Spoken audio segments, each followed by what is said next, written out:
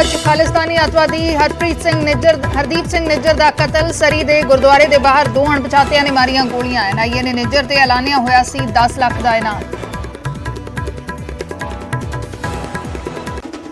थोड़ी देर च मान कैबिनेट की अहम बैठक। मुफ्त गुरबाणी प्रसारण लई गुरुद्वारा एक्ट सोध नूं लैके लिया जाएगा फैसला। सीएम बोले हुण गुरबाणी प्रसारण लई नहीं होएगा कोई टेंडर। गुरबाणी प्रसारण के मसले ते एसजीपीसी की सरकार नूं दो टुक। धामी बोले सरकार के कैमरे नूं हरगिज नहीं देवांगे इजाजत। इस नूं अकाली दल वर्सेस सरकार ना बनाउण सीएम मान। धर्म च दखल की थां विकास वल दिओ ध्यान।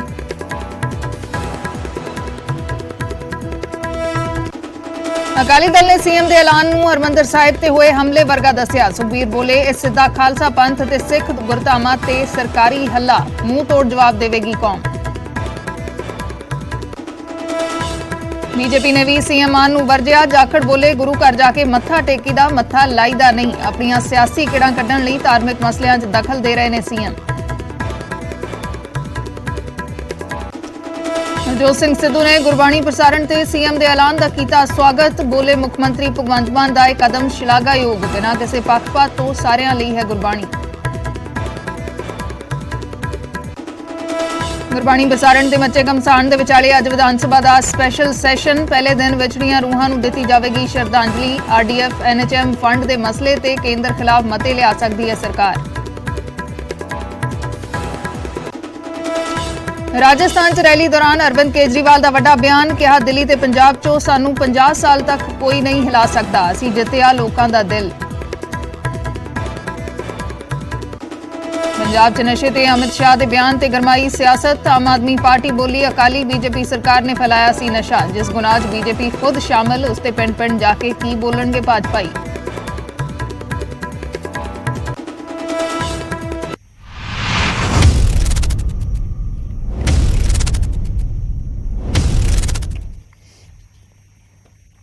सत श्री अकाल, मैं अर्शदीप संधू न्यूज़ 18 पंजाब देख रहे दर्शकों का स्वागत है। शुरुआत करते हैं वड्डी खबर दे नाल। खालिस्तानी हरदीप सिंह निज्जर का कैनेडा के गुरुद्वारे के बाहर गोलियां मार के कतल कर दिता गया है। दो अणपछातियां ने सरी के गुरुद्वारे की पार्किंग च निज्जर का गोलियां मार के कतल कर दिता है। दस्सिया जा रहा है कि इसे गुरुद्वारे का हरदीप सिंह निज्जर प्रधान सी। दो अणपछातियां दे वल्लों गोलियां मार के हरदीप सिंह निज्जर का कतल कर दिता गया है। एनआईए दे वल्लों हरदीप निज्जर ते 10 लाख का इनाम रखा होया सी। एसएफजे ते खालिस्तान टाइगर फोर्स का निज्जर सरगना सी। जलंधर च 2021 च पुजारी की टारगेट किलिंग च शामिल दस्सिया जांदा है। साल 2020 च केंद्रीय गृह मंत्रालय ने निज्जर नूं अतवादी ऐलान दिता सी ते जलंधर च निज्जर की जायदाद भी कुर्क की गई सी। ते हुण सरी दे गुरुद्वारे की पार्किंग च निज्जर का गोलियां मार के कतल किया गया है। सरी दे जिस गुरुद्वारे के बाहर निज्जर का कतल किया गया है उसे गुरुद्वारे का दस्सिया जांदा है कि निज्जर प्रधान सी। मनोज राठी मेरे सहयोगी फोन लाइन से जुड़े हुए हैं। मनोज, की कुछ होर जानकारी मिल पाई है? देखो अज की घड़ी जिहड़ा खालिस्तानी टेररिस्ट है हरदीप सिंह निज्जर उसकी कनाडा च गोली मार के उसकी हत्या कर दी गई है। और हुण तक की जिहड़ी जानकारी है कि बाइक सवार दो नौजवान उत्थे पहुंचे सीगे। उन्होंने पूरा फेस कवर किया होया सी। गुरुद्वारा साहब के बिल्कुल बाहर ये पूरा जिहड़ा हैगा वारदात हुई है जब ये गोलियां मार के उत्तों फरार हो गए। जिस गुरुद्वारे साहब के बाहर ये गोलियां चली हैं उत्थे उस गुरुद्वारा साहब के ये प्रधान भी ने हरदीप सिंह निज्जर। और हुण तक की जिहड़ी जानकारी जिहदा तुसीं भी जिक्र किया कि एनआईए वल्लों एक 10 लाख का इनाम भी जिहड़ा हैगा जिहड़ा हरदीप सिंह निज्जर है उहदे रखा गया सीगा। ते लगातार जिहड़ी टारगेट किलिंग हुई है पंजाब च, चाहे 2021 की जिहड़ा एक हिंदू पुजारी का मर्डर होया उस तो इलावा होर भी जिहड़ी हैगी टारगेट किलिंग्स उहदे विच भी किते ना किते हरदीप सिंह निज्जर का नाम जिहड़ा हैगा वो सामने आया सीगा। खालिस्तान टाइगर फोर्स दे नाल जिहड़ा एसएफजे सिख फॉर जस्टिस का जिहड़ा गुरबंत पन्नू है उहदे नाल भी जिहड़ी हैगी इहदी गल दस्सी जा रही है कि उहदा भी एक करीबी जिहड़ा हैगा वो दस्सिया जा रहा है। तो तुहानूं दस दईए कि इहदे विच दो जिहड़े दस्से जा रहे हैं बाइक सवार इत्थे पहुंचदे ने ते उहदे पार्किंग बिल्कुल पार्किंग गुरुद्वारा साहब की जिहड़ी पार्किंग है उत्थे अपनी गड्डी च जिद्दां ही जाण लगे अचानक उन्हां नूं रोकिया गया। अचानक रोक के उन्हां ते गोलियां जिहड़ी बरसा के उत्थों फरार हो गए। हालांकि हुण तक की जिहड़ी सामने आई है कि सारी चीज़ों का जिहड़ा हैगा इहदे विच किया जा रहा है। ये भी गल सामने आ रही है कि एनआईए ने जिहड़ा हाल च जिहड़ी 40 टैररिस्ट की जिहड़ी लिस्ट कड्ढी सी उहदे विच निज्जर दा भी नाम शामिल सीगा। जिहड़े हुणे थोड़े दिन पहला जिहड़ा एनआईए ने एक लिस्ट जिहड़ी है कड्ढी सी उहदे विच निज्जर दा नाम सीगा। तुहानूं दस दईए कि इहदे विच लगातार जिहड़ा हैगा वो जिहड़ा भी दहशत मचाण या फिर होर भी जिहड़ी गतिविधियां ने ਉਹਦੇ ਵਿੱਚ ਜਿਹੜਾ ਹੈਗਾ ਉਹ ਰਿਹਾ। ਔਰ ਇਹ ਵੀ ਦੱਸਿਆ ਜਾ ਰਿਹਾ ਹੈ ਕਿ ਜਿਹੜੇ ਹੋਰ ਜਿਹੜੇ ਗੈਂਗਸਟਰ ਨੇ ਉਹਨਾਂ ਦੇ ਨਾਲ ਵੀ ਕਾਫੀ ਕਰੀਬੀ ਰਿਹਾ ਹੈ ਹਰਦੀਪ ਸਿੰਘ ਨਿੱਜਰ, ਤੇ KTF ਦਾ ਜਿਹੜਾ ਹੈਗਾ ਉਹ ਚੀਫ ਦੱਸਿਆ ਜਾ ਰਿਹਾ ਹੈ। ਜਿੱਦਾਂ ਤੁਸੀਂ ਵੀ ਜ਼ਿਕਰ ਕੀਤਾ, ਇਹਦੀ ਜਿਹੜੀ ਹੈ ਪ੍ਰਾਪਰਟੀ ਜਿਹੜੀ ਹੈਗੀ ਹੈ ਉਹ ਵੀ ਕੁਰਕ ਕੀਤੀ ਗਈ ਸੀ NIA ਵੱਲੋਂ, ਕੇਂਦਰ ਸਰਕਾਰ ਵੱਲੋਂ, ਤੇ ਉਹਨੂੰ ਆਤੰਕੀ ਵੀ ਘੋਸ਼ਿਤ ਕੀਤਾ ਗਿਆ ਸੀਗਾ। ਇਹ ਸਾਰੀ ਚੀਜ਼ਾਂ ਨੂੰ ਲੈ ਕੇ ਹੁਣ ਜਿਹੜੀ ਉੱਥੇ ਦੀ ਜਿਹੜੀ ਪੁਲਿਸ ਹੈ, ਉੱਥੇ ਦੀ ਪ੍ਰਸ਼ਾਸਨ ਜਿਹੜਾ ਹੈਗਾ ਉਹ ਵੀ ਹੁਣ ਇੰਡੀਆ ਦੀ ਜਿਹੜੀ ਹੈਗੀ ਪੰਜਾਬ ਪੁਲਿਸ ਤੇ ਹੋਰ ਜਿਹੜੇ ਸੈਂਟਰਲ ਏਜੰਸੀਆਂ, ਜਿਹੜੀ ਖੁਫੀਆ ਏਜੰਸੀਆਂ ਉਹਨਾਂ ਨਾਲ ਸੰਪਰਕ ਕਰ ਰਹੀ ਹੈ, ਕਿਉਂਕਿ ਕਿਤੇ ਨਾ ਕਿਤੇ ਇਹਦੇ ਵਿੱਚ ਕਈ ਚੀਜ਼ਾਂ ਦਾ ਜਿਹੜਾ ਹੈਗਾ ਉਹ ਸਾਰਾ ਫਰਕ ਪੈਂਦਾ ਹੈ, ਕਿਉਂਕਿ ਪੰਜਾਬ 'ਚ ਟਾਰਗੇਟ ਕਿਲਿੰਗ ਦਾ ਉਹਦਾ ਕਾਫੀ ਜਿਹੜਾ ਹੈਗਾ ਇਲਜ਼ਾਮ ਲੱਗੇ ਨੇ। ਤਾਂ ਕਈ ਚੀਜ਼ਾਂ ਨੂੰ ਲੈ ਕੇ ਲਗਾਤਾਰ ਹੁਣ ਇਹਦੇ ਵਿੱਚ ਇਨਵੈਸਟੀਗੇਸ਼ਨ ਹੋ ਰਹੀ ਹੈ ਆਖਿਰ ਕੌਣ ਸੀ। ਜੀ ਸ਼ੁਕਰੀਆ ਮਨੋਜ, ਫਿਲਹਾਲ ਪੂਰੀ ਜਾਣਕਾਰੀ ਦੇ ਲਈ ਤਾਂ ਪਤਾ ਲਗਾਉਣ ਦੀ ਕੋਸ਼ਿਸ਼ ਹੋ ਰਹੀ ਹੈ। ਜਿਵੇਂ ਮੇਰੇ ਸਹਿਯੋਗੀ ਜਾਣਕਾਰੀ ਦੇ ਰਹੇ ਨੇ ਕਿ 2 ਬਾਈਕ ਸਵਾਰ ਇਹ ਲੋਕ ਸੀ ਜਿਨ੍ਹਾਂ ਦੇ ਵੱਲੋਂ ਗੋਲੀਆਂ ਚਲਾਈਆਂ ਗਈਆਂ ਨੇ। ਹੁਣ ਤੱਕ ਦੀ ਜੋ ਜਾਣਕਾਰੀ ਮਿਲੀ ਹੈ, ਬਾਈਕ ਤੇ ਸਵਾਰ ਹੋ ਕੇ 2 ਲੋਕ ਜਿਨ੍ਹਾਂ ਨੇ ਆਪਣੇ ਚਿਹਰੇ ਕਵਰ ਕੀਤੇ ਹੋਏ ਸੀ, ਉਹਨਾਂ ਦੇ ਵੱਲੋਂ ਗੋਲੀਆਂ ਮਾਰ ਕੇ ਹਰਦੀਪ ਸਿੰਘ ਨਿੱਜਰ ਦਾ ਕਤਲ ਕੀਤਾ ਗਿਆ ਹੈ। ਖਾਲਿਸਤਾਨੀ ਹਰਦੀਪ ਸਿੰਘ ਨਿੱਜਰ ਦਾ ਸਰੀ ਦੇ ਗੁਰਦੁਆਰੇ ਦੀ ਪਾਰਕਿੰਗ 'ਚ ਕਤਲ ਕੀਤਾ ਗਿਆ ਹੈ ਤੇ ਇਸੇ ਗੁਰਦੁਆਰੇ ਦਾ ਦੱਸਿਆ ਜਾ ਰਿਹਾ ਹੈ ਕਿ ਉਹ ਪ੍ਰਧਾਨ ਸੀ। ਹਰਦੀਪ ਸਿੰਘ ਨਿੱਜਰ ਤੇ NIA ਦੇ ਵੱਲੋਂ 10 ਲੱਖ ਰੁਪਏ ਦਾ ਇਨਾਮ ਵੀ ਰੱਖਿਆ ਹੋਇਆ ਸੀ। शंकर आनंद मेरे सहयोगी जुड़े हुए हैं। शंकर, क्या कुछ और जानकारी मिल पाई है? देखिए, हरदीप सिंह निज्जर की अगर बात करें तो इसके खिलाफ केंद्रीय जांच एजेंसी NIA के द्वारा भी केस रजिस्टर किया गया था और इसके खिलाफ साल 2022 में 10 लाख रुपए का इनाम घोषित किया गया था। जिस तरह से कनाडा में खालिस्तानी आतंकी हरदीप सिंह निज्जर की अगर बात करें तो वो वहां पर रह करके भारत के अंदर में खास तौर पर पंजाब, हरियाणा और राजधानी दिल्ली में वो कई गैंगस्टर के साथ मिलकर के भारत विरोधी गतिविधियों को अंजाम देने में जुटा हुआ था और इस मामले की गंभीरता को देखते हुए इसके खिलाफ कई मामले भारत में दर्ज थे। लिहाजा इस मामले में जांच एजेंसी NIA के द्वारा इन्वेस्टिगेशन किया जा रहा था और साल 2022 में इसे एक फरार आतंकी भी घोषित किया गया था। लेकिन जिस तरह से हरदीप सिंह निज्जर की बात करें तो वो उस पर एक महत्वपूर्ण केस से वो चर्चा के केंद्र में आया था। पंजाब के जलंधर में एक हिंदू पुजारी की हत्या की साजिश रचने का इस पर आरोप था और जिस तरह से बकायदा इसके संगठन खालिस्तान टाइगर फोर्स यानी KTF के द्वारा साजिश रचने का आरोप इसके लगा था। और इसके साथ साथ भारत में जब कृषि कानून को लेकर दिल्ली, हरियाणा, पंजाब, यूपी में किसानों का आंदोलन चल रहा था तो उस आंदोलन के पीछे भी एक कहा जा रहा था कि जो हरदीप सिंह निज्जर जो है वो कनाडा में बैठ करके भारत विरोधी गतिविधियों को अंजाम देने के लिए कई ऐसे लोगों को फंडिंग मुहैया करा रहा था जो इसको एक गलत तरीके से लोगों को भड़काने के लिए और गलत मैसेज जो है उसको फैलाने के लिए बकायदा वो फंड मुहैया करा रहा था। एक तरह से कह सकते हैं कि इसके खिलाफ कई मामले रजिस्टर थे और जिस तरह से अज्ञात 2 बंदूकधारियों ने कनाडा में इसकी हत्या के मामले को अंजाम दिया गया है। अब भारतीय जांच एजेंसियां भी इस मामले से जुड़े हुए तमाम इनपुट्स को खंगालने में जुट गई हैं और औपचारिक तौर पर भारतीय विदेश मंत्रालय के द्वारा इस मामले पर तमाम जानकारियों को कनाडा की वहाँ की सरकार से बकायदा मांगी जाएगी कि किस तरह से उसकी हत्या हुई है और इस मामले में क्या क्या और महत्वपूर्ण अपडेट्स हैं। तो एक तरह से कहा जा सकता है कि इसकी हत्या जरूर हुई है लेकिन जांच एजेंसी इस मामले में आगे की तफ्तीश जारी रखेगी।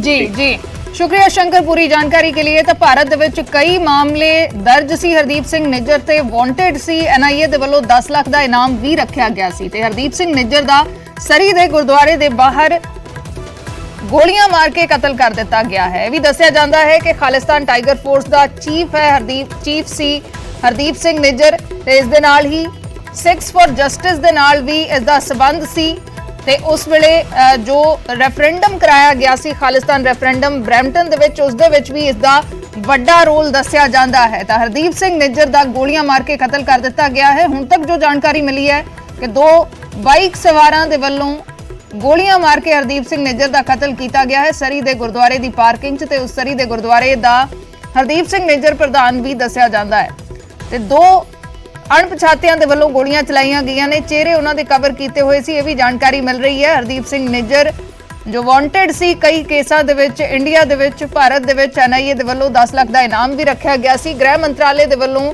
ਅੱਤਵਾਦੀ ਵੀ ਐਲਾਨਿਆ ਗਿਆ ਸੀ। ਉਸ ਦਾ ਗੋਲੀਆਂ ਮਾਰ ਕੇ ਕੈਨੇਡਾ ਦੇ ਵਿੱਚ ਕਤਲ ਕਰ ਦਿੱਤਾ ਗਿਆ ਹੈ।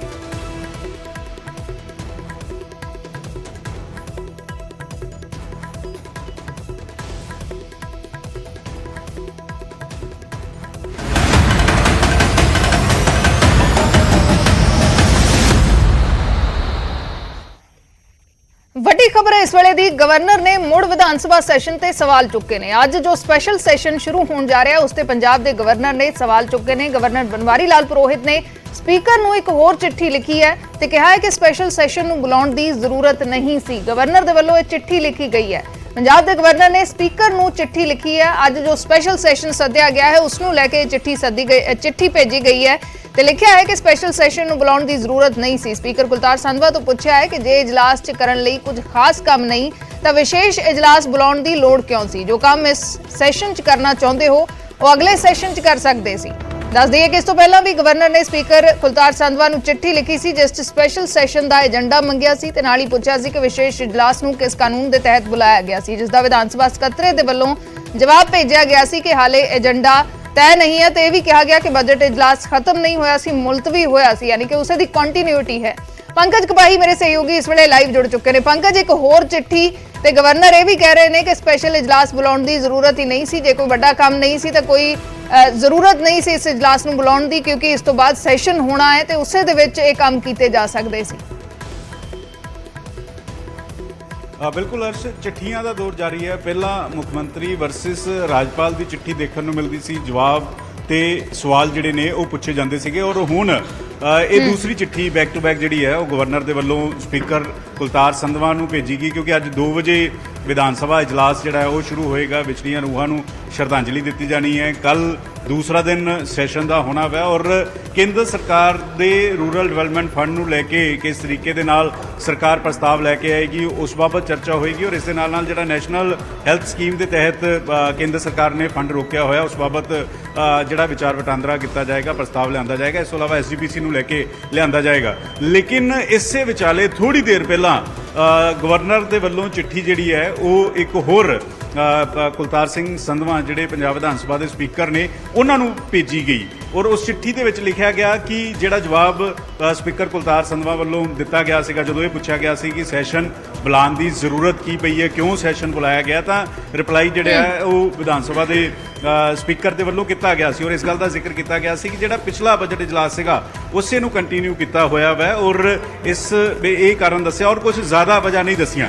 तां इसे बाबत हुण राजपाल दे वल्लों एक होर चिट्ठी लिख के ये कहा गया कि अगर सैशन के लिए कोई ज़्यादा काम की जरूरत नहीं सी तो फिर इसनूं जदों अगला सैशन आना है उस दे नाल ये मते भी लिआंदे जा सकते थे। इस गल का जिक्र जिहड़ा किया गया वै इस सैशन नूं बुलाउण की ज़्यादा जरूरत नहीं सी। तां बाहर चिट्ठियां का दौर हुण स्पीकर अते राजपाल के विचाले देखने को मिलिया। 2 बजे सैशन की शुरुआत होनी है तो की स्पीकर हुण राजपाल नूं इस बाबत जवाब देंदे ने 2 बजे तो पहला, क्योंकि तकरीबन 11:15 बजे का समा हो चुका है। तो यह भी काफ़ी अहम रहने वाला है और कि स्पीकर वालों किस तरीके का जवाब हुंदा वै ये काफ़ी दिलचस्प है। लेकिन लगातार असीं देख रहे हैं कि चिट्ठियां का बाजार जिहड़ा वै वो CM वर्सिस राजपाल तो हुंदा होया हुण राजपाल वर्सिस स्पीकर दे विचाले देखने को मिल रहा है। जी पंकज, ये भी समझना चाहांगे कि सरकार के वल्लों या कैबिनेट के वल्लों जदों ये तय किया जाता है कि असीं विधान सभा का सैशन बुलाउणा है तो गवर्नर के कोल मंजूरी के लिए भेजा जाता है। गवर्नर ने एक चिट्ठी लिखी पिछले दिनों के पूछा कि क्यों बुला रहे हो या एजेंडा की है, तो इसनूं लैके जवाब दिता गया। तो इसनूं किवें देखा जाए कि अजे तक मंजूरी दिती नहीं गई या दे दी गई है तो उस तो बाद भी गवर्नर चिट्ठी लिख रहे हैं। देखो क्योंकि जदों विधान सभा का इजलास हुंदा है तो विधान सभा के इजलास के अखीरले दिन ये कह दिता जाता है कि इजलास खत्म हो गया। लेकिन असी दिल्ली च देखा सी कि दिल्ली दे LG जदों मंजूरी नहीं दिंदे सीगे, जदों भी विशेष इजलास बुलाया जाता सीगा तो फिर पूरा साल जिहड़ा वह विधान सभा का इजलास चलता सी। मुख्यमंत्री और कैबिनेट किसी वेले भी इजलास जिहड़ा 1 दिन 2 दिन 3 दिन बुला लेंदे सीगे। उस बाबत जानकारी जिहड़ी है वो राजपाल नूं LG नूं दे दित्ती जांदी सीगी और इस लई मंजूरी की जरूरत नहीं पैंदी सी। और जदों पंजाब दे विच ऑपरेशन लोटस के तहत विशेष इजलास बुलाना सीगा या बजट नूं लैके सीगा तो उस वेले राजपाल ने पहला मंजूरी नहीं दी सी। सुप्रीम कोर्ट तक पूरा मैटर चला गया और उस तो बाद यही फॉर्मूला पंजाब दे विच भी लिआंदा गया कि जिहड़ा पिछला इजलास सीगा उसनूं खत्म नहीं किया गया, उसनूं कंटीन्यू ही रहन दिता गया। और इस वजह करके राजपाल की सैशन बुलाने की मंजूरी की जरूरत नहीं सी। लेकिन राजपाल नूं दसना होंदा है कि सैशन किस गल ते बुलाया जा रहा है, क्यों बुलाया जा रहा है, इसकी जानकारी देनी होंदी है। तां हुण क्योंकि कैबिनेट की बैठक चल रही है, कैबिनेट की बैठक तो बाद ਇਸ ਬਾਬਤ ਜਿਹੜਾ ਹੈ ਅਗਲੀ ਚਿੱਠੀ ਦਾ ਜਵਾਬ ਸਪੀਕਰ ਵੱਲੋਂ ਦਿੱਤਾ ਜਾ ਸਕਦਾ ਹੈ ਕਿ ਇਹ ਏਜੰਡੇ ਨੇ, ਇਸ ਵਜ੍ਹਾ ਕਰਕੇ ਸੈਸ਼ਨ ਬੁਲਾਇਆ ਜਾ ਰਿਹਾ ਵਾ, ਇਹ ਮਤੇ ਲਿਆਂਦੇ ਜਾ ਸਕਦੇ ਨੇ, ਇਹ ਜਾਣਕਾਰੀ ਇਸ ਤੋਂ ਬਾਅਦ ਦਿੱਤੀ ਜਾ ਸਕਦੀ ਹੈ। ਔਰ ਅਗਲੇ 1.5 ਘੰਟੇ 'ਚ ਸਪੀਕਰ ਦੇ ਵੱਲੋਂ ਵੀ ਜਿਹੜੀ ਚਿੱਠੀ ਹੈ ਉਹ ਇੱਕ ਹੋਰ ਰਾਜਪਾਲ ਨੂੰ ਭੇਜੀ ਜਾ ਸਕਦੀ ਹੈ, ਇਹ ਵੀ ਜਾਣਕਾਰੀ ਮਿਲ ਰਹੀ ਹੈ। ਜੀ ਸ਼ੁਕਰੀਆ ਪੰਕਜ ਫਿਲਹਾਲ ਪੂਰੀ ਜਾਣਕਾਰੀ ਦੇ ਲਈ। ਤਾਂ ਕੈਬਨਿਟ ਦੀ ਮੀਟਿੰਗ ਇਸ ਵੇਲੇ ਹੋ ਰਹੀ ਹੈ, ਉਸ ਨੂੰ ਲੈ ਕੇ ਵੀ ਸਾਫ਼ ਹੋਏਗਾ ਕਿ ਕਿਹੜੇ ਫੈਸਲੇ ਕੈਬਨਿਟ ਦੇ ਵਿੱਚ ਲਏ ਜਾਂਦੇ ਨੇ ਜਾਂ ਕੱਲ ਨੂੰ ਵਿਧਾਨ ਸਭਾ ਦੇ ਵਿੱਚ ਕਿਹੜੇ ਮਤੇ ਲਿਆਂਦੇ ਜਾਂਦੇ ਨੇ, ਅੱਜ ਕੀ ਕੁਝ ਹੁੰਦਾ ਹੈ। ਲੇਕਿਨ ਉਸ ਤੋਂ ਪਹਿਲਾਂ ਗਵਰਨਰ ਦੇ ਵੱਲੋਂ ਇੱਕ ਹੋਰ ਚਿੱਠੀ ਸਪੀਕਰ ਨੂੰ ਲਿਖ ਦਿੱਤੀ ਗਈ ਹੈ। ਵਿਧਾਨ ਸਭਾ ਦੇ ਸਪੀਕਰ ਕੁਲਤਾਰ ਸਿੰਘ ਸੰਧਵਾ ਨੂੰ ਚਿੱਠੀ ਲਿਖ ਕੇ ਗਵਰਨਰ ਨੇ ਕਿਹਾ ਹੈ ਕਿ ਸਪੈਸ਼ਲ ਇਜਲਾਸ ਬੁਲਾਉਣ ਦੀ ਜ਼ਰੂਰਤ ਨਹੀਂ ਸੀ। ਜੇ ਇਜਲਾਸ 'ਚ ਕਰਨ ਲਈ ਕੁਝ ਖਾਸ ਕੰਮ ਨਹੀਂ ਸੀ ਤਾਂ ਵਿਸ਼ੇਸ਼ ਇਜਲਾਸ ਬੁਲਾਉਣ ਦੀ ਲੋੜ ਕਿਉਂ ਸੀ? ਜੋ ਕੰਮ ਇਸ ਸੈਸ਼ਨ 'ਚ ਕਰਨਾ ਚਾਹੁੰਦੇ ਹੋ ਉਹ ਅਗਲੇ ਸੈਸ਼ਨ 'ਚ ਕਰ ਸਕਦੇ ਸੀ। ਇਹ ਚਿੱਠੀ ਲਿਖੀ ਗਈ ਹੈ। ਹੁਣ ਸਪੀਕਰ ਇਸ ਤੇ ਗਵਰਨਰ ਨੂੰ ਕੀ ਜਵਾਬ ਦਿੰਦੇ ਨੇ ਇਹ ਵੇਖਣਾ ਬੇहद ਅਹਿਮ ਹੋਏਗਾ। ਸਪੈਸ਼ਲ ਸੈਸ਼ਨ ਨੂੰ ਲੈ ਕੇ ਗਵਰਨਰ ਦੇ ਵੱਲੋਂ ਫਿਰ ਤੋਂ ਚਿੱਠੀ ਲਿਖੀ ਗਈ ਹੈ। ਇਸ ਤੋਂ ਪਹਿਲਾਂ ਗਵਰਨਰ ਨੇ ਚਿੱਠੀ ਲਿਖ ਕੇ ਸਪੈਸ਼ਲ ਸੈਸ਼ਨ ਦਾ ਏਜੰਡਾ ਪੁੱਛਿਆ ਸੀ ਕਿ ਇਸ ਸੈਸ਼ਨ ਦਾ ਏਜੰਡਾ ਕੀ ਹੈ। ਇਸ ਤੋਂ ਇਲਾਵਾ ਇਹ ਵੀ ਸਵਾਲ ਕੀਤਾ ਸੀ ਕਿ ਇਹ ਸੈਸ਼ਨ ਬੁਲਾਉਣ ਦੀ ਜ਼ਰੂਰਤ ਕਿਉਂ ਪਈ ਹੈ।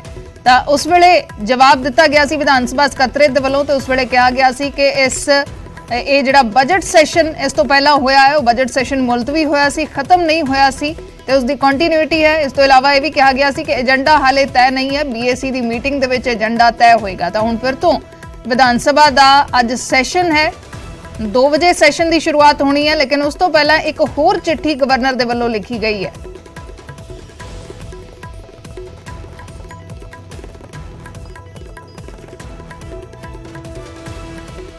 ਸੈਸ਼ਨ ਤੇ ਫਿਰ ਘਮਸਾਨ ਵੇਖਣ ਨੂੰ ਮਿਲ ਰਿਹਾ ਹੈ।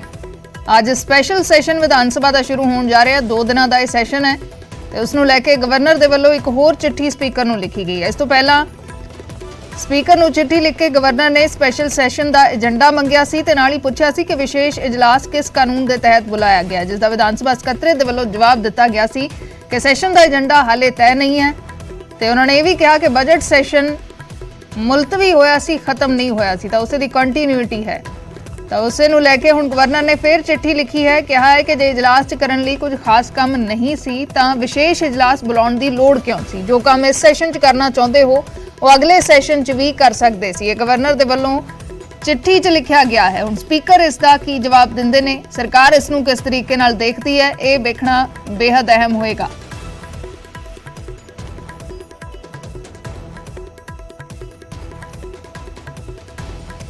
ਉਧਰ ਮੁੱਖ ਮੰਤਰੀ ਦੇ ਵੱਲੋਂ ਸਿੱਖ ਗੁਰਦੁਆਰਾ ਐਕਟ 1925 ਨੂੰ ਲੈ ਕੇ ਕੀਤੇ ਗਏ ਐਲਾਨ ਤੇ SGPC ਨੇ ਕਰੜਾ ਇਤਰਾਜ਼ ਜਤਾਇਆ ਹੈ। ਧਾਮੀ ਹਰਜਿੰਦਰ ਸਿੰਘ ਧਾਮੀ SGPC ਦੇ ਪ੍ਰਧਾਨ, ਉਹਨਾਂ ਨੇ ਕਿਹਾ ਹੈ ਕਿ ਸਿੱਖ ਗੁਰਦੁਆਰਾ ਐਕਟ ਸਟੇਟ ਦਾ ਮਸਲਾ ਨਹੀਂ ਹੈ।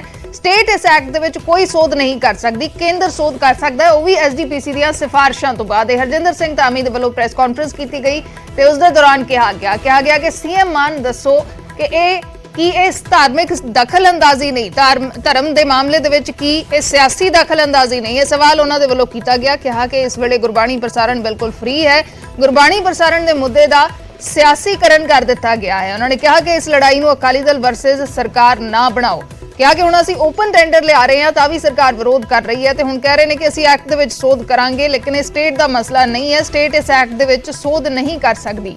ਕਿਹਾ ਕਿ ਮੁੱਖ ਮੰਤਰੀ ਸਿੱਧੇ ਲਫ਼ਜ਼ਾਂ ਜਾ ਕੇ ਸਿੱਧੀ ਸਿਆਸਤ ਸ਼ੁਰੂ ਕਰ ਰਹੇ ਨੇ, ਧਾਰਮਿਕ ਮੁੱਦੇ ਦਾ ਸਿਆਸੀਕਰਨ ਕਰਕੇ ਉਸ ਨੂੰ ਵਿਧਾਨ ਸਭਾ ਦੇ ਵਿੱਚ ਲਿਜਾਇਆ ਜਾ ਰਿਹਾ। ਉਹਨਾਂ ਨੇ ਕਿਹਾ ਕਿ ਮੁੱਖ ਮੰਤਰੀ ਸਾਹਿਬ ਤੁਸੀਂ ਕੇਜਰੀਵਾਲ ਦੇ ਦਿੱਲੀ ਦੇ ਸੂਬੇਦਾਰ ਨਾ ਬਣੋ। ਉਹਨਾਂ ਨੇ ਇਹ ਵੀ ਕਿਹਾ ਕਿ ਤੁਸੀਂ ਪੰਜਾਬ ਦੇ ਮੁੱਖ ਮੰਤਰੀ ਹੋ, ਪੰਜਾਬ ਦੇ ਵਿਕਾਸ ਵੱਲ ਧਿਆਨ ਦਿਓ, ਗੁਰਬਾਣੀ ਦੀ ਚਿੰਤਾ ਨਾ ਕਰੋ। SGPC ਆਪਣੇ ਫੈਸਲੇ ਲੈਣ 'ਚ ਸਮਰੱਥ ਹੈ। ਉਹਨਾਂ ਨੇ ਕਿਹਾ ਕਿ ਸੂਬਾ ਸਰਕਾਰ ਕੋਈ ਦਖਲਅੰਦਾਜ਼ੀ ਇਸ ਐਕਟ ਦੇ ਵਿੱਚ ਨਹੀਂ ਕਰ ਸਕਦੀ।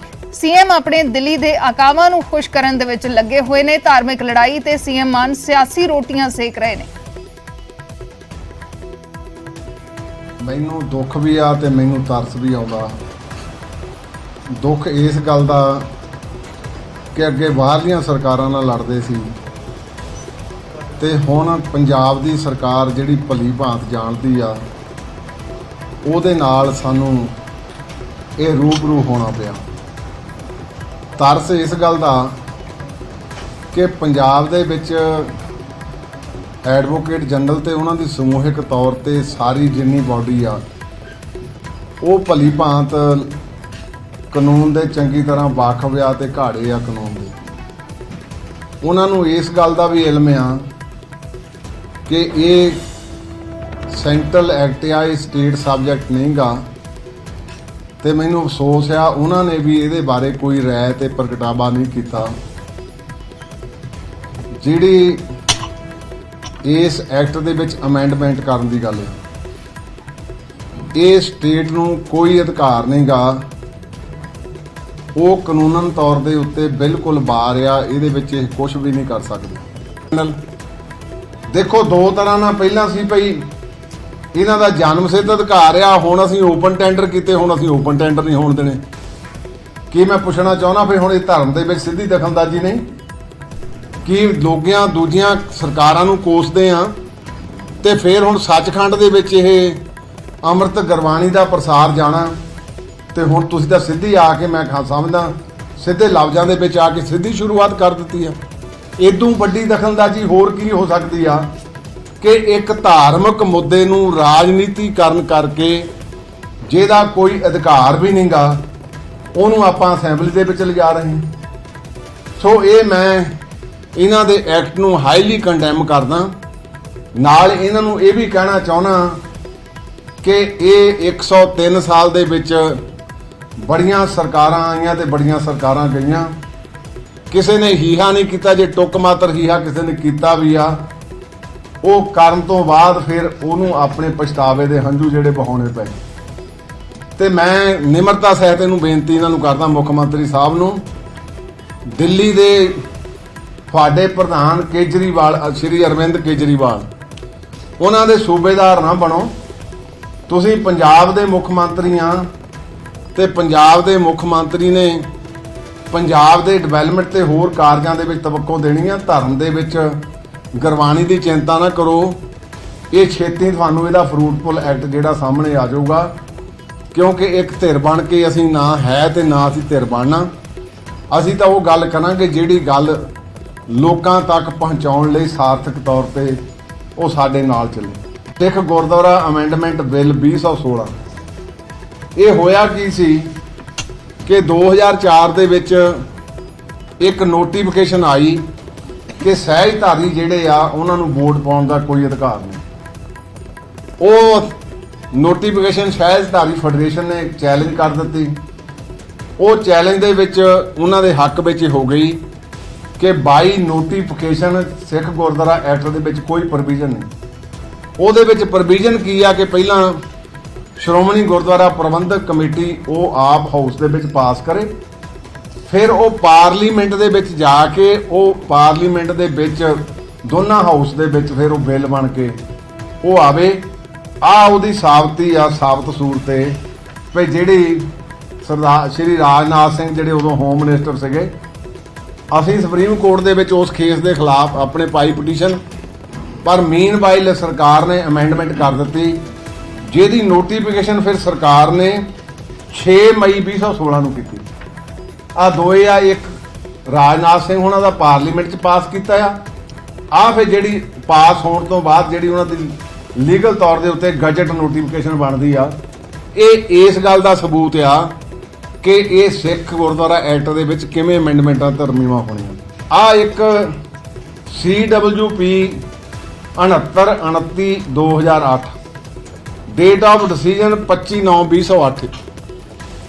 ਇਹ Guru Nanak Dev universal brotherhood society ਸੀ ਇੱਕ। ਇਹ ਸ਼੍ਰੋਮਣੀ ਗੁਰਦੁਆਰਾ ਪ੍ਰਬੰਧਕ ਕਮੇਟੀ ਦੇ ਖਿਲਾਫ ਇਹਨਾਂ ਨੇ ਇੱਕ ਪਟੀਸ਼ਨ ਪਾਈ। ਉਹ ਪਟੀਸ਼ਨ ਵੀ ਇਸ ਪੈਟਰਨ ਤੇ ਸੀ। ਉਹ ਪੈਟਰਨ ਕੀ ਸੀਗਾ ਕਿ ਸ਼੍ਰੋਮਣੀ ਗੁਰਦੁਆਰਾ ਪ੍ਰਬੰਧਕ ਕਮੇਟੀ ਜਿਹੜੀ ਆ, ਇਹਨੂੰ PTC ਨੂੰ ਇਹ ਜਿਹੜਾ ਇਹਨੇ ਲਾਈਵ ਦਿੱਤਾ, ਇਹਨਾਂ ਨੂੰ ਦੇਣ ਦਾ ਕੋਈ ਅਧਿਕਾਰ ਨਹੀਂ। ਉਹ ਚੈਲੰਜ ਕੀਤਾ 2006 ਵਾਲਾ, ਔਰ ਇਹ ਫੈਸਲਾ ਤੁਹਾਡਾ ਜਾ ਕੇ 25/9/2008 ਨੂੰ ਹੋਇਆ। ਔਰ ਇਹਦੇ ਵਿੱਚ ਸਭ ਤੋਂ ਜਿਹੜੀ ਵੱਡੀ ਗੱਲ ਸੀ ਉਹ ਇਹ ਸੀ ਕਿ in the result we dismiss this writ petition with cost assessed ₹20,000 with cost ਜਿਹੜੇ ਹੁੰਦੀ ਇਹਦਾ ਮਤਲਬ ਵੀ no case is make out। ਸੋ ਇਹਦੇ ਵਿੱਚ ਜਿਹੜਾ ਸਭ ਤੋਂ ਵੱਡੀ ਗੱਲ ਜਿਹੜੀ ਉਹਨਾਂ ਨੇ ਕਹੀ ਆ ਉਹ ਇਹ ਸੀ ਕਿ ਸ਼੍ਰੋਮਣੀ ਗੁਰਦੁਆਰਾ ਪ੍ਰਬੰਧਕ ਕਮੇਟੀ ਜਿਹੜੀ ਆ ਇਹ ਆਪਣੇ ਫੈਸਲੇ ਲੈਣ ਲਈ ਆਪ ਸਮਰੱਥ ਆ। ਇਹ 13 ਪੇਜ ਦੀ ਜੱਜਮੈਂਟ ਆ ਤੇ ਕਾਪੀ ਵੀ ਤੁਸੀਂ ਲੈ ਕੇ ਪੜ੍ਹ ਲਿਓ। ਪੰਜਾਬ ਵਿਧਾਨ ਸਭਾ ਦਾ ਸਪੈਸ਼ਲ ਸੈਸ਼ਨ ਬੁਲਾਇਆ ਗਿਆ ਤੇ ਇਸ ਸੈਸ਼ਨ ਦੇ ਵਿੱਚ ਕਈ ਵੱਡੇ ਮੁੱਦੇ ਲਿਆਉਣ ਦੀ ਤਿਆਰੀ ਹੈ। ਇਹਨਾਂ ਦੇ ਵਿੱਚੋਂ ਇੱਕ ਮਤਾ ਖਾਸ ਤੌਰ ਤੇ ਲਿਆਉਣ ਦਾ ਜ਼ਿਕਰ ਹੋਇਆ। ਸ਼੍ਰੀ ਦਰਬਾਰ ਸਾਹਿਬ ਸ਼੍ਰੀ ਹਰਿਮੰਦਰ ਸਾਹਿਬ ਤੋਂ ਗੁਰਬਾਣੀ ਦੇ ਸਿੱਧੇ ਪ੍ਰਸਾਰਣ ਦੇ ਹੱਕ ਸਾਰੇ ਅਦਾਰਿਆਂ ਨੂੰ ਦੇਣ ਨੂੰ ਲੈ ਕੇ ਦਾਅਵਾ ਕੀਤਾ ਜਾ ਰਿਹਾ ਹੈ ਕਿ ਇੱਕ ਮਤਾ ਲਿਆਂਦਾ ਜਾ ਸਕਦਾ ਹੈ। ਸਾਡੇ ਨਾਲ ਪੰਜਾਬ ਦੇ ਸਾਬਕਾ ਗ੍ਰਹਿ ਮੰਤਰੀ, ਸਾਬਕਾ ਉਪ ਮੁੱਖ ਮੰਤਰੀ ਤੇ ਰਾਜਸਥਾਨ ਕਾਂਗਰਸ ਦੇ ਇੰਚਾਰਜ ਸੁਖਜਿੰਦਰ ਸਿੰਘ ਰੰਧਾਵਾ ਮੌਜੂਦ ਨੇ। ਰੰਧਾਵਾ ਸਾਹਿਬ, ਗੁਰਬਾਣੀ ਨੂੰ ਲੈ ਕੇ ਲਗਾਤਾਰ ਕਿਹਾ ਜਾ ਰਿਹਾ ਸੀਗਾ ਕਿ ਗੁਰਬਾਣੀ ਦਾ ਪ੍ਰਸਾਰਣ ਹੈ ਜਿਹੜਾ ਸਾਰਿਆਂ ਨੂੰ ਅਧਿਕਾਰ ਮਿਲਣਾ ਚਾਹੀਦਾ। ਹੁਣ ਮੁੱਖ ਮੰਤਰੀ ਹੋਰਾਂ ਨੇ ਦਾਅਵਾ ਕੀਤਾ ਹੈ ਕਿ ਉਹ ਮਤਾ ਲੈ ਕੇ ਆ ਰਹੇ ਨੇ ਔਰ ਇਸ ਮਤੇ ਦੇ ਤਹਿਤ ਫਿਰ ਕਿਸੇ ਟੈਂਡਰ ਦੀ ਜ਼ਰੂਰਤ ਨਹੀਂ, ਐਕਟ ਦੇ ਵਿੱਚ ਹੀ ਸੋਧ ਕੀਤੀ ਜਾਏਗੀ। ਵੇਖੋ, ਡਿੱਠੇ ਸਭੇ ਥਾਂ ਨਹੀਂ ਤੁਧ ਜਿਹਾ ਕਿ ਜਿੱਥੇ ਰੂਹਾਨੀਅਤ ਦਾ ਪ੍ਰਚਾਰ ਹੁੰਦਾ। ਔਰ ਮੇਰਾ ਖਿਆਲ ਹੈ ਕਿ ਗੁਰੂ ਗ੍ਰੰਥ ਸਾਹਿਬ ਇਹੋ ਜਿਹਾ ਇੱਕ ਧਾਰਮਿਕ ਗ੍ਰੰਥ ਹੈ ਜਿਹਦੇ 'ਚ ਸਾਰਿਆਂ ਧਰਮਾਂ ਦੀ ਸਾਂਝੀਵਾਲਤਾ ਦਾ ਉਪਦੇਸ਼ ਦਿੱਤਾ ਜਾਂਦਾ। ਉਹਦੇ 'ਤੇ ਕੰਟਰੋਵਰਸੀ ਕਰਨੀ ਮੇਰੇ ਖਿਆਲ ਬਹੁਤ ਮੰਦਭਾਗੀ ਆ। 2019 'ਚ ਤੁਹਾਨੂੰ ਯਾਦ ਹੋਣਾ ਜਦੋਂ 550 ਸਾਲਾਂ ਦਾ ਮਨਾਇਆ, ਉਸ ਵੇਲੇ ਅਸੈਂਬਲੀ 'ਚ ਮਤਾ ਪਾਸ ਕੀਤਾ ਗਿਆ ਸੀ ਕਿ ਸ਼੍ਰੋਮਣੀ ਗੁਰਦੁਆਰਾ ਪ੍ਰਬੰਧਕ ਕਮੇਟੀ ਨੂੰ ਉਹਦੀ ਕਾਪੀ ਭੇਜੀ ਗਈ। ਉਹ ਇਸ ਲਈ ਭੇਜੀ ਕਿਉਂਕਿ ਅਸੀਂ ਅਮੈਂਡਮੈਂਟ ਨਹੀਂ ਕਰ ਸਕਦੇ 1925 ਦੀ ਜਿਹੜੀ ਧਾਰਾ, ਕਿਉਂਕਿ ਉਸ ਵੇਲੇ ਰੇਡੀਓ ਨਹੀਂ ਸੀ ਹੈਗਾ, ਉਸ ਵੇਲੇ ਕੋਈ ਚੈਨਲ ਨਹੀਂ ਸੀ ਹੈਗੇ, ਉਹਦਾ ਕੋਈ ਬਹੁਤਾ ਇਹਦੇ 'ਚ ਨਹੀਂ ਸੀ। ਉਹਦੇ ਬਾਅਦ 1966 ਦੇ ਵਿੱਚ ਜਿਹੜਾ ਹੋਇਆ ਬਣਿਆ ਐਕਟ, ਉਹਦੇ 'ਚ ਜਿਹੜੀ ਇਹਨਾਂ ਦੀ ਕਲੌਜ਼ 72 ਆ, ਉਹਦੇ ਵਿੱਚ ਉਹਨੂੰ ਮਾਸਟਰ ਤਾਰਾ ਸਿੰਘ ਨਹਿਰੂ ਐਗਰੀਮੈਂਟ ਵੀ ਕਿਹਾ ਜਾਂਦਾ। ਉਹਦੇ ਵਿੱਚ ਕਾਫੀ ਚੀਜ਼ਾਂ ਜਿਹੜੀਆਂ ਸੀਗੀਆਂ ਕਿ ਸਟੇਟ ਗਵਰਨਮੈਂਟ ਕੀ ਕਰ ਸਕਦੀ ਹੈ ਸੈਂਟਰ, ਤੇ ਉਹਦੇ ਬਾਅਦ ਇਹ ਗੁਰਦੁਆਰਾ ਐਕਟ ਜਿਹੜਾ ਸੈਂਟਰਲ ਐਕਟ ਬਣ ਗਿਆ। ਉਹਦੇ ਵਿੱਚ ਉਹ ਉਹਨਾਂ ਨੇ ਲਿਖਿਆ ਗਿਆ ਕਿ ਜੋ ਸ਼੍ਰੋਮਣੀ ਕਮੇਟੀ, ਜੇ ਅਸੀਂ ਇਹ ਮਤਾ ਵੀ ਪਾਸ ਕਰਦੇ ਹਾਂ, ਇਹ ਵੈਲਿਡਿਟੀ ਹੈ ਨਹੀਂ। ਉਸ ਵੇਲੇ ਅਸੀਂ ਮਤਾ ਪਾਸ ਕੀਤਾ ਔਰ ਬੇਨਤੀ ਕੀਤੀ, ਅਕਾਲੀ ਦਲ ਵਾਕਆਊਟ ਵੀ ਕਰ ਗਿਆ। ਤੁਹਾਨੂੰ ਸਾਰਿਆਂ ਨੂੰ ਪਤਾ ਕਿ ਵਾਕਆਊਟ ਕਰ ਗਿਆ ਸੀ ਉਸ ਟਾਈਮ। ਤੇ ਉਹਦੇ 'ਚ ਜਿਹੜੀ ਮੈਂ ਨਾ ਮੰਨਣ ਵਾਲੀ ਬਾਤ ਸ਼੍ਰੋਮਣੀ ਗੁਰਦੁਆਰਾ ਪ੍ਰਬੰਧਕ ਕਮੇਟੀ ਦੀ, ਮੈਂ ਧਾਮੀ ਸਾਹਿਬ ਨੂੰ ਵੀ ਪੁੱਛਣਾ ਚਾਹੁੰਦਾ ਕਿ ਧਾਮੀ ਸਾਹਿਬ, ਇੱਕ ਪਾਸੇ ਤੁਸੀਂ ਕਹਿੰਦੇ ਹੋ ਕਿ ਜਿਹੜੀ ਅਕਾਲ ਤਖਤ ਸਾਹਿਬ ਸਰਬ ਉੱਚ ਸਾਡੀ ਅਸਥਾਨ ਆ ਔਰ ਇਹਦਾ ਜਿਹੜਾ ਵੀ ਹੁਕਮ ਆਉਂਦਾ ਜਾਂ ਹੁਕਮਨਾਮਾ ਉੱਥੋਂ ਜਾਂ ਜਥੇਦਾਰ ਸਾਹਿਬ ਦਾ ਹੁਕਮ ਆਉਂਦਾ ਉਹ ਲਾਈ ਹੁਕਮ ਹੈ, ਉਹਨੂੰ ਕੋਈ ਕਿੰਤੂ ਪ੍ਰੰਤੂ ਨਹੀਂ ਕੀਤਾ ਜਾ ਸਕਦਾ। ਤੇ ਮੈਂ ਇਹ ਕਹਿਣਾ ਚਾਹੁੰਦਾ ਕਿ ਗਿਆਨੀ ਹਰਪ੍ਰੀਤ ਸਿੰਘ ਹੋਣਾ ਜਥੇਦਾਰ ਸਾਹਿਬ ਨੇ 2 ਵਾਰੀ ਸ਼੍ਰੋਮਣੀ ਗੁਰਦੁਆਰਾ ਪ੍ਰਬੰਧਕ ਕਮੇਟੀ ਨੂੰ ਕਿਹਾ ਕਿ ਆਪਣਾ ਚੈਨਲ ਬਣਾਓ, ਆਪਣਾ ਚੈਨਲ ਹੀ ਬਣਾਉਣਾ, ਆਪਣਾ ਡਿਜੀਟਲ ਜਿਹੜਾ ਉਹਨੂੰ ਚਲਾਓ। ਉਹਦੇ 'ਤੇ ਸ਼੍ਰੋਮਣੀ ਕਮੇਟੀ ਨੇ ਉਹਨਾਂ ਦਾ ਹੁਕਮ ਨਹੀਂ ਮੰਨਿਆ। ਤੇ ਦੂਸਰੇ ਪਾਸੇ ਸਿੱਖ ਕੌਮ ਨੂੰ ਕਹਿੰਦੇ ਕਿ ਜੋ ਜਥੇਦਾਰ ਸਾਹਿਬ ਕਹਿੰਦੇ ਨੇ ਉਹਦਾ ਹੁਕਮ ਮੰਨੋ। ਤੇ ਧਾਮੀ ਸਾਹਿਬ, ਉਹਨਾਂ ਦਾ ਪੁਰਾਣਾ ਹੁਕਮ ਹੀ ਮੰਨ ਲਓ। ਸਿੱਖ ਕੌਮ ਨੂੰ ਦੁਬਿਧਾ 'ਚ ਪਾਉਣਾ, ਸਿੱਖ ਕੌਮ ਦੀ ਬਦਨਾਮੀ ਕਰਾਉਣੀ, ਸਿੱਖ ਕੌਮ ਨੂੰ ਲੋਕਾਂ ਦੇ ਵਿੱਚ ਲੈ ਕੇ ਜਾਣਾ, ਤੇ ਉਹ ਬੰਦੇ ਲੈ ਕੇ ਜਾਣ ਜਿਹੜੇ ਆਪਣੇ ਨਾਲ ਸਿੰਘ ਵੀ ਨਹੀਂ ਲਿਖਦੇ। ਇਹ ਬੜੀ ਵੱਡੀ ਸਾਡੇ ਦੀ ਬੜੀ ਪਰਖ ਦੀ ਘੜੀ ਆ ਗਈ ਹੈ। ਮੈਂ ਕਾਂਗਰਸੀ ਹਾਂ, ਮੈਂ ਸਿੱਖ ਪਹਿਲਾਂ ਹਾਂ, ਮੇਰੀਆਂ ਧਾਰਮਿਕ ਭਾਵਨਾਵਾਂ ਆਪਣੇ ਗੁਰੂ ਦੇ ਨਾਲ ਆਸਥਾ ਨਾਲ ਜੁੜੀਆਂ ਨੇ। ਪਰ ਜਿੱਥੇ ਮੈਂ ਇਸ ਕਰਕੇ ਮੈਂ ਕਹਿ ਸਕਦਾ ਕਿ ਜਿਹੜਾ 1925 ਦਾ ਐਕਟ ਬਣਿਆ, ਤੇ ਉਸ ਵੇਲੇ ਨਨਕਾਣਾ ਸਾਹਿਬ ਜਦੋਂ ਆਜ਼ਾਦ ਕਰਾਉਣ ਲਈ ਗਏ, ਤੇ ਮੇਰੇ ਪਿੰਡ ਤੋਂ ਜਥਾ ਚੱਲਿਆ ਸੀ ਧਾਰੋਵਾਲੀ ਤੋਂ, ਸ਼ਹੀਦ ਲਛਮਣ ਸਿੰਘ ਧਾਰੋਵਾਲੀ ਨੂੰ ਜੀਂਦਾ ਜੰਡ ਨਾਲ ਬੰਨ੍ਹ ਕੇ ਸਾੜਿਆ ਗਿਆ। ਤੇ ਉਹਦੇ ਬਾਅਦ ਜਦੋਂ ਬਹੁਤ ਪੂਰੇ ਹਿੰਦੁਸਤਾਨ 'ਚ ਵਰਲਡ 'ਚ ਰੌਲਾ ਪਿਆ ਕਿ ਮੰਤਾਂ ਨੇ ਜੀਂਦੇ ਸਾੜ ਦਿੱਤਾ, ਤੇ ਉਹਦੇ ਬਾਅਦ ਫਿਰ ਇਹ ਐਕਟ ਬਣਿਆ ਗੁਰਦੁਆਰਾ ਪ੍ਰਬੰਧਕ ਐਕਟ। ਸਾਹਿਬ, ਫਿਰ ਜੇ ਹੁਣ ਕੋਸ਼ਿਸ਼ ਕਰ ਲੱਗੀ ਹੈ ਪੰਜਾਬ ਸਰਕਾਰ ਕਿ ਗੁਰਬਾਣੀ ਦਾ ਪ੍ਰਸਾਰਣ ਦਾ ਜਿਹੜਾ ਹੱਕ ਆ ਸਾਰਿਆਂ ਨੂੰ ਮਿਲੇ, ਕਿਉਂਕਿ ਐਸਜੀਪੀਸੀ ਨੇ ਟੈਂਡਰ ਦੀ ਗੱਲ ਕੀਤੀ ਸੀ, ਉਹ ਕਹਿੰਦੇ ਕਿ ਟੈਂਡਰ ਦੀ ਜ਼ਰੂਰਤ ਨਹੀਂ ਹੋਵੇਗੀ, ਸੋਧ ਕਰ ਦਿੱਤੀ ਜਾਵੇਗੀ, ਤਾਂ ਫਿਰ ਤੁਸੀਂ ਇਤਫਾਕ ਰੱਖਦੇ ਹੋ? ਤੁਹਾਨੂੰ ਲੱਗਦਾ ਹੈ ਕਿ ਇਸ ਤਰ੍ਹਾਂ ਹੋਣਾ ਚਾਹੀਦਾ? ਮੈਂ ਤਾਂ ਕਹੀ ਜਾਂਦਾ ਕਿ ਅਸੀਂ 2019 'ਚ ਵੀ ਕੀਤਾ, ਤੇ ਉਹ ਸਾਨੂੰ ਪਤਾ ਸੀ ਕਿ ਅਸੀਂ ਇਹਦੇ 'ਚ ਅਮੈਂਡ ਐਕਟ ਨਹੀਂ ਕਰ ਸਕਦੇ, ਤੇ ਅਸੀਂ ਸ਼੍ਰੋਮਣੀ ਕਮੇਟੀ ਨੂੰ ਭੇਜਿਆ ਔਰ ਜਥੇਦਾਰ ਅਕਾਲ ਤਖਤ ਸਾਹਿਬ ਨੂੰ ਕਿਹਾ ਕਿ ਇਹਨੂੰ ਲੈ ਕੇ ਆਓ। ਇਹਦੇ 'ਚ ਜ਼ਰੂਰ, ਪਰ ਤੁਸੀਂ ਕਹਿ ਰਹੇ ਹੋ ਕਿ ਅਮੈਂਡ ਨਹੀਂ ਕੀਤਾ ਜਾ ਸਕਦਾ, ਪਰ ਹੁਣ ਸਰਕਾਰ ਦਾਅਵਾ ਕਰਦੀ ਕਿ ਕੀਤਾ ਜਾਵੇਗਾ। ਜੇ ਇਹ ਹੋ ਜਾਂਦੀ ਹੈ ਸੋਧ, ਤਾਂ ਤੁਹਾਨੂੰ ਲੱਗਦਾ ਕਿ ਸਹੀ ਹੋਏਗਾ? ਮੈਂ ਤੁਹਾਨੂੰ ਇਹਦੇ ਬਾਰੇ ਕਲੀਅਰ ਕਰਨਾ ਚਾਹੁੰਦਾ ਕਿ ਤੁਹਾਨੂੰ ਪਤਾ ਕਿ ਸਭ ਤੋਂ ਪਹਿਲਾਂ ਆਵਾਜ਼ ਵੀ ਅਸੀਂ ਉਠਾਈ ਸੀ ਕਿ ਇਹ ਜਿਹੜੇ ਗੁਰਦੁਆਰੇ ਦਾ ਪ੍ਰਸਾਰ ਆ ਇਹ PTC ਕੋਲੋਂ ਵਾਪਸ ਲਿਆ ਜਾਏ। ਔਰ ਅਸੈਂਬਲੀ ਵਿੱਚ ਬਹੁਤ ਵਾਰੀ ਇਹਦੇ ਅਗੇਂਸਟ ਡਟ ਕੇ ਬੋਲੇ ਔਰ ਪ੍ਰਕਾਸ਼ ਸਿੰਘ ਬਾਦਲ ਨੂੰ ਕਿਹਾ ਸੀ ਕਿ ਲਾਲਚ ਛੱਡ ਦਿਓ। ਸੁਖਬੀਰ ਬਾਦਲ ਨੂੰ ਮੈਂ ਕਹਿੰਦਾ ਕਿ ਵੱਡੇ ਬਾਦਲ ਸਾਹਿਬ ਚਲੇ ਗਏ ਨੇ, ਉਹਨਾਂ ਨੂੰ ਸਭ ਤੋਂ ਵੱਡੀ ਸ਼ਰਧਾਂਜਲੀ ਸੁਖਬੀਰ ਬਾਦਲ ਵੱਲੋਂ ਇਹੀ ਹੋਏਗੀ ਕਿ ਇਹ ਜਿਹੜਾ ਪੀਟੀਸੀ ਦੇ ਉੱਤੇ ਦਰਬਾਰ ਸਾਹਿਬ ਦੇ ਕਿੰਤੂ ਪ੍ਰੰਤੂ ਹੋ ਰਿਹਾ ਕਿ ਭਾਈ ਸਾਹਿਬ ਸੁਖਬੀਰ ਸਿੰਘ ਬਾਦਲ ਸਾਹਿਬ ਇਹ ਲਾਲਚ ਛੱਡੋ, ਸਿੱਖ ਕੌਮ ਨੂੰ ਕਿਵੇਂ ਅੱਗੇ ਲੈ ਕੇ ਜਾਣਾ ਇਹਦੇ ਬਾਰੇ ਗੱਲ ਕਰੋ। ਇਹ ਬਹੁਤ ਦੇਰ ਤੁਸੀਂ ਖਾ ਲਿਆ, ਗੁਰੂ ਦਾ ਧਨ ਬਹੁਤ ਦੇਰ ਖਾ ਲਿਆ, ਤੇ ਸ਼੍ਰੋਮਣੀ ਗੁਰਦੁਆਰਾ ਪ੍ਰਬੰਧਕ ਕਮੇਟੀ ਨੂੰ ਚਾਹੀਦਾ ਕਿ ਇਮੀਡੀਏਟਲੀ ਜੋ ਉਹਨਾਂ ਦੇ ਇਖਤਿਆਰ 'ਚ ਆ, ਜੋ ਜਥੇਦਾਰ ਸਾਹਿਬ ਨੇ ਕਿਹਾ ਉਹਨੂੰ ਟੈਂਡਰ ਕਰਨਾ ਨਹੀਂ ਕਰਨਾ, ਆਪਣਾ ਚੈਨਲ ਖੋਲ੍ਹਣ, ਉਹਦੇ ਤੋਂ ਸਾਰਿਆਂ ਨੂੰ ਜਿਹੜੀ ਅਗਲੇ ਪਾਸੇ ਦੇਣ ਕਿ ਤੁਸੀਂ ਸਾਰੇ ਹੀ ਹਰ ਚੈਨਲ ਜਿਹੜਾ ਉਹ ਉਹਨਾਂ ਕੋਲੋਂ ਲੈ ਕੇ ਜਿਵੇਂ ਪਾਰਲੀਮੈਂਟ 'ਚ ਆ। ਪਰ ਰੰਧਾਵਾ ਸਾਹਿਬ ਐਸਜੀਪੀਸੀ ਪ੍ਰਧਾਨ ਤੇ ਇਸ ਗੱਲ ਤੇ ਸਾਬਤ ਰਾਜ ਪਹਿਲਾਂ ਤੁਹਾਡੇ ਵੇਲੇ ਵੀ ਉਹਨਾਂ ਜਿਤਾਇਆ ਕਿ ਸਰਕਾਰ ਦਖਲਅੰਦਾਜ਼ੀ ਨਾ ਕਰੇ, ਉਹ ਹੁਣ ਵੀ ਕਹਿੰਦੇ ਨੇ ਕਿ ਸਰਕਾਰ ਦਖਲਅੰਦਾਜ਼ੀ ਨਾ ਕਰੇ। ਅੱਜ ਵੀ ਉਹ ਸਾਹਮਣੇ ਆਏ ਬੋਲ ਰਹੇ ਸੀ, ਉਹ ਕਹਿੰਦੇ ਕਿ ਜਿਹੜਾ ਹੈਗਾ ਧਰਮ ਦਾ ਮਸਲਾ ਅਸੀਂ ਦੇਖ ਰਹੇ ਹਾਂ, ਪ੍ਰਚਾਰ ਕਰ ਰਹੇ ਹਾਂ ਤੇ ਇਸ ਪ੍ਰਸਾਰਣ ਨੂੰ ਲੈ ਕੇ ਉਹ ਲਗਾਤਾਰ ਕਹਿੰਦੇ ਨੇ ਕਿ ਸਰਕਾਰ ਦਖਲਅੰਦਾਜ਼ੀ ਕਰ ਰਹੀ ਹੈ। ਇਸ ਤਰ੍ਹਾਂ ਦਾ ਸਪਸ਼ਟ ਤੌਰ ਤੇ ਔਰ ਚੇਤਾਵਨੀ ਤੱਕ ਦਿੰਦੇ ਨੇ ਐਸਜੀਪੀਸੀ ਪ੍ਰਧਾਨ। ਐਸਜੀਪੀਸੀ ਪ੍ਰਧਾਨ ਨੂੰ ਅਕਾਲੀ ਦਲ ਦਾ ਹੁਣ ਜਿਹੜਾ ਉੱਤੇ ਪਾਇਆ ਆਪਣੇ ਉਹਨਾਂ ਨੇ ਉਹਨੂੰ ਛੱਡ ਦੇਣਾ ਚਾਹੀਦਾ। ਉਹਨਾਂ ਨੂੰ ਪਿਓਰਲੀ ਸ਼੍ਰੋਮਣੀ ਗੁਰਦੁਆਰਾ ਪ੍ਰਬੰਧਕ ਕਮੇਟੀ ਦੀ ਗੱਲ ਕਰਨੀ ਚਾਹੀਦੀ, ਗੁਰਦੁਆਰਾ ਪ੍ਰਬੰਧਾਂ ਦੀ ਗੱਲ ਕਰਨੀ ਚਾਹੀਦੀ ਹੈ। ਮੈਂ ਧਾਮੀ ਸਾਹਿਬ ਨੂੰ ਪੁੱਛਣਾ ਚਾਹੁੰਦਾ, ਧਾਮੀ ਸਾਹਿਬ ਜੇ ਇੰਨਾ ਧਰਮ ਪ੍ਰਚਾਰ ਹੁੰਦਾ ਤੇ ਇਹਨੇ ਸਿੱਖ ਪਤਿਤ ਕਿਉਂ ਹੁੰਦੇ? ਮੇਰੇ ਸੰਗ ਨੇ ਨਰਪਿੰਦਰ ਵੀ ਦਾੜੀ ਕੱਟ ਕੇ ਨਾ ਬੈਠਾ ਹੁੰਦਾ, ਦਾੜਾ ਸਜਾ ਕੇ ਬੈਠਾ ਹੁੰਦਾ। ਇਹ ਸਾਡੀਆਂ ਕਮੀਆਂ ਨੇ। ਅਸੀਂ ਸਾਡੇ ਬੱਚੇ ਜਿਹੜੇ ਉਹਨਾਂ ਨੂੰ ਅਸੀਂ ਮੇਰੇ ਬੱਚੇ ਨੇ ਦਾੜੀ ਕਟਾਈ ਆ, ਕਿਉਂ ਨਹੀਂ ਅਸੀਂ ਇਹਨਾਂ ਨੂੰ ਪ੍ਰਚਾਰ ਕਰ ਸਕੇ ਜਾਂ ਕੋਈ ਸੇਧ ਨਹੀਂ ਦੇ ਸਕੇ?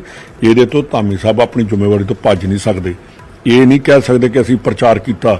ਮੈਂ ਨਾ ਪੁੱਛਣਾ ਚਾਹੁੰਦਾ, ਪ੍ਰਚਾਰ ਕੀਤਾ ਹੁੰਦਾ ਤੇ ਅੱਜ ਸਿੱਖ ਕੌਮ ਦੇ ਹਾਲਾਤ ਕਿਉਂ ਹੁੰਦੇ? ਜੇ ਪ੍ਰਚਾਰ ਕੀਤਾ ਹੁੰਦਾ ਤੇ ਅੱਜ ਪੀਟੀਸੀ ਕੋਲ ਕਿਉਂ ਗਿਆ ਹੁੰਦਾ ਚੈਨਲ? ਜੇ ਪ੍ਰਚਾਰ ਕੀਤਾ ਹੁੰਦਾ ਤੇ ਪ੍ਰਕਾਸ਼ ਸਿੰਘ ਬਾਦਲ ਜਾਂ ਸੁਖਬੀਰ ਬਾਦਲ ਨੂੰ ਇਹਨਾਂ ਨੂੰ ਅੱਜ ਇਮੀਡੀਏਟਲੀ ਕਰਨਾ ਚਾਹੀਦਾ ਕਿ ਜੇ ਆਪਣਾ ਅੱਜ ਹੀ ਅਨਾਉਂਸ ਕਰਨ ਡਿਜੀਟਲ ਜਾਂ YouTube ਤੇ ਇੱਕ ਸੈਕਿੰਡ ਦਾ ਕੰਮ ਹੈ ਜਿਹੜੀ ਉਹਨੂੰ ਚਲਾਉਣ ਦਾ, ਤੇ ਉਹ ਤੋਂ ਸਿੱਧਾ ਰਿਲੀਜ਼ ਕਰ ਦੇਣ। ਨਾ ਸਰਕਾਰ ਨੂੰ ਵਿੱਚ ਆਉਣ ਦੀ ਲੋੜ ਆ ਤੇ ਨਾ ਕਿਸੇ ਨੂੰ ਹੋਰਨਾਂ ਨੂੰ ਮਤੇ ਪਾਸ ਕਰਨ ਦੀ ਲੋੜ ਹੈ। ਮੈਂ ਮਾਨ ਸਾਹਿਬ ਨੂੰ ਕਹਿੰਦਾ ਕਿ ਸਾਡਾ 2019 ਵਾਲਾ ਹੀ ਮਤਾ ਚੁੱਕ ਕੇ ਉਹਨੂੰ ਇੰਪਲੀਮੈਂਟ ਕਰ ਦਿਓ। ਪਰ ਅੰਦਾਜ਼ਾ ਜੇ ਸਰਕਾਰ ਇਸ ਤਰ੍ਹਾਂ ਦਾ ਮਤਾ ਲੈ ਕੇ ਆਉਂਦੀ ਹੈ, ਜੇ ਤੁਹਾਡੇ ਵੇਲੇ ਤੁਸੀਂ ਕਹਿੰਦੇ ਨਹੀਂ ਹੋ ਸਕਿਆ, ਜੇ ਸਰਕਾਰ ਕਰਨ 'ਚ ਕਾਮਯਾਬ ਹੁੰਦੀ ਹੈ ਤਾਂ ਤੁਸੀਂ ਸਰਕਾਰ ਦੇ ਨਾਲ ਥਾਪੜੇ ਤੇ ਖੜੇ ਹੋ, ਸਰਕਾਰ ਦੇ ਨਾਲ ਖੜੋਗੇ? ਵੇਖੋ ਗੱਲ ਸੁਣ, ਜੇ ਆਜ਼ਾਦ ਕਰਾਉਣਾ ਤਾਂ ਫਿਰ ਤੇ ਸਾਰਿਆਂ ਨੂੰ ਖੜਾ ਹੋਣਾ ਹੀ ਪਏਗਾ, ਫਿਰ ਆਪਾਂ ਇਹ ਤਾਂ ਨਹੀਂ। ਪਰ ਹਾਂ, ਇਹਦੇ 'ਚ ਮੈਂ ਮੁੱਖ ਮੰਤਰੀ ਸਾਹਿਬ ਦਾ ਟਵੀਟ ਪੜ੍ਹ ਰਿਹਾ ਸੀ, ਉਹਨਾਂ ਲਿਖਿਆ, ਵਾਹਿਗੁਰੂ ਜੀ ਦੇ ਆਸ਼ੀਰਵਾਦ ਸਦਕਾ ਕੱਲ੍ਹ ਇੱਕ ਇਤਿਹਾਸਕ ਫੈਸਲਾ ਕਰਨ ਜਾ ਰਹੇ ਹਾਂ।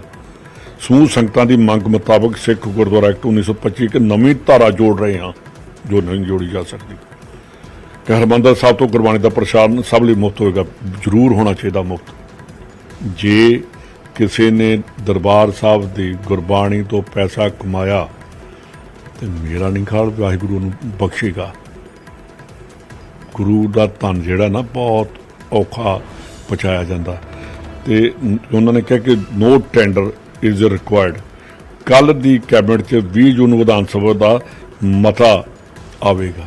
ਯਾਰ ਇੱਕ ਪਾਸੇ ਕਹਿੰਦੇ ਆ ਕਿ ਅਸੀਂ ਅਮੈਂਡ ਕਰਦੇ ਲੱਗੇ ਹਾਂ, ਦੂਜਾ ਕਿ ਜਦ ਮਤਾ ਆਉਂਦੇ ਪਹਿਲਾਂ ਇਹ ਤਾਂ ਕਲੈਰੀਫਾਈ ਕਰ ਦੇਣ ਕਿ ਅਮੈਂਡਮੈਂਟ ਲੈ ਕੇ ਆਉਣੀ ਹੈ ਕਿ ਮਤਾ ਲੈ ਕੇ ਆਉਣਾ। ਇਹ ਦੋ ਚੀਜ਼ਾਂ ਨੇ। ਰੈਜੂਲੇਸ਼ਨ ਤੇ ਅਸੀਂ ਵੀ ਪਾਸ ਕੀਤਾ ਸੀ, ਅਸੀਂ ਅਮੈਂਡਮੈਂਟ ਨਹੀਂ ਸੀ ਕੀਤੀ।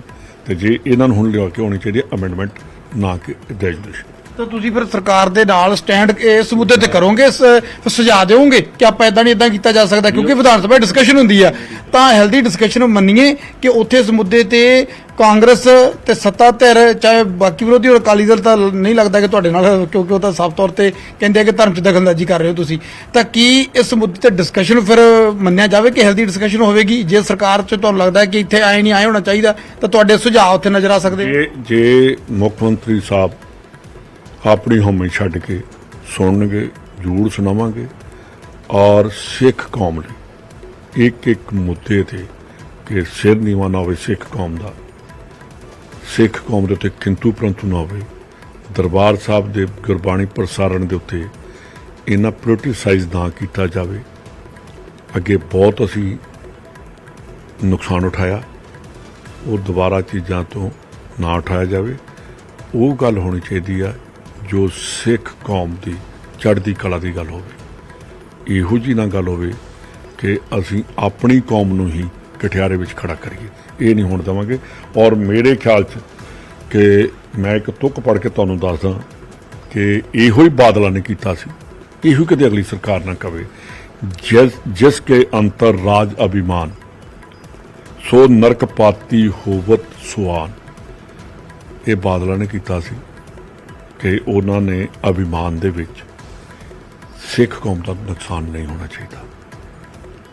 ਔਰ ਮੇਰਾ ਖਿਆਲ ਹੈ ਕਿ ਮੇਰੀ ਅਜੇ ਸਾਡੀ ਪਾਰਟੀ ਦੀ ਤੇ ਮੈਨੂੰ ਨਹੀਂ ਪਤਾ ਕੀ ਹੋਏਗਾ, ਪਾਰਟੀ 'ਚ ਕਰਾਂਗੇ। ਪਾਰਟੀ ਵੀ ਤੁਸੀਂ ਸਾਰਿਆਂ ਦੇ ਵਿਚਾਰ ਜਾਣਦੇ ਹੀ ਹੋ ਕਿ ਅਸੀਂ ਸਾਰੇ ਚਾਹੁੰਦੇ ਹਾਂ ਕਿ ਸ਼੍ਰੋਮਣੀ ਅਕਾਲੀ ਦਲ ਦੇ ਉਹਦੇ 'ਚੋਂ ਸ਼੍ਰੋਮਣੀ ਗੁਰਦੁਆਰਾ ਪ੍ਰਬੰਧਕ ਕਮੇਟੀ ਜਿਹੜੀ ਆ ਆਜ਼ਾਦ ਹੋਣੀ ਚਾਹੀਦੀ ਆ। ਜਥੇਦਾਰ ਜਿਹੜੇ ਅਪੁਆਇੰਟ ਹੁੰਦੇ ਨੇ ਉਹ ਸਾਡੀ ਧਾਰਮਿਕ ਸੰਸਥਾ ਸ਼੍ਰੋਮਣੀ ਗੁਰਦੁਆਰਾ ਪ੍ਰਬੰਧਕ ਕਮੇਟੀ ਉਹਦੇ ਵੱਲੋਂ ਅਪੁਆਇੰਟ ਹੋਣੇ ਚਾਹੀਦੇ ਨੇ, ਨਾ ਕਿ ਕਿਸੇ ਦੇ ਕਹਿਣ 'ਤੇ ਅਪੁਆਇੰਟ ਕੀਤੇ ਜਾਣ। ਤੇ ਨਾਲ ਹੀ ਸ਼੍ਰੋਮਣੀ ਕਮੇਟੀ ਦੇ ਧਾਮੀ ਸਾਹਿਬ ਨੂੰ ਕਰਦਾ ਕਿ ਜਾਣ ਰੱਖੋ, ਸਿੱਖ ਕੌਮ ਨੂੰ ਸੇਧ ਦੇਣ ਦੀ ਕੋਸ਼ਿਸ਼ ਕਰੋ, ਨਾ ਕਿ ਬਾਦਲਾਂ ਦੇ ਕੁਕਰਮਾਂ ਤੇ ਜਾਂ ਉਹਨਾਂ ਨੂੰ ਕੋਈ ਫਾਇਦਾ ਦੇਣ ਲਈ ਤੁਸੀਂ ਕਰੋ। ਤੇ ਮੈਂ ਸੁਖਬੀਰ ਬਾਦਲ ਨੂੰ ਦੁਬਾਰਾ ਕਹਿਣਾ ਚਾਹੁੰਦਾ ਕਿ ਬਾਦਲ ਸਾਹਿਬ ਬਹੁਤ ਹੋ ਗਿਆ, ਬਹੁਤ ਲੁੱਟ ਲਿਆ, ਬੜਾ ਕੁਝ ਗੁਰਦੁਆਰਿਆਂ ਤੋਂ ਪ੍ਰਚਾਰ ਗਲਤ ਆਪਣੀ ਤੁਸੀਂ ਪਾਰਟੀ ਲਈ ਕਰ ਲਿਆ, ਪਰ ਹੁਣ ਇਸ ਵੇਲੇ ਇਹ ਬੰਦ ਕਰਕੇ PTC ਦਾ ਜਿਹੜਾ ਤੁਸੀਂ ਸਿੱਧਾ ਕਰ ਰਹੇ ਹੋ। ਇੱਕ ਤੁਹਾਡਾ ਬੜਾ ਵਧੀਆ ਚੈਨਲ ਚੱਲਦਾ, ਗੁਰੂ ਮਹਾਰਾਜ ਦੀ ਪਰਿਵਾਰ ਤੇ ਬਹੁਤ ਕਿਰਪਾ, ਤੇ ਇਹ ਜਿਹੜੀ ਬਾਣੀ ਹੈ ਇਹਨੂੰ ਵੀ ਆਜ਼ਾਦ ਕਰਕੇ ਹਰ ਚੈਨਲ ਨੂੰ ਦੇਣੀ ਚਾਹੀਦੀ।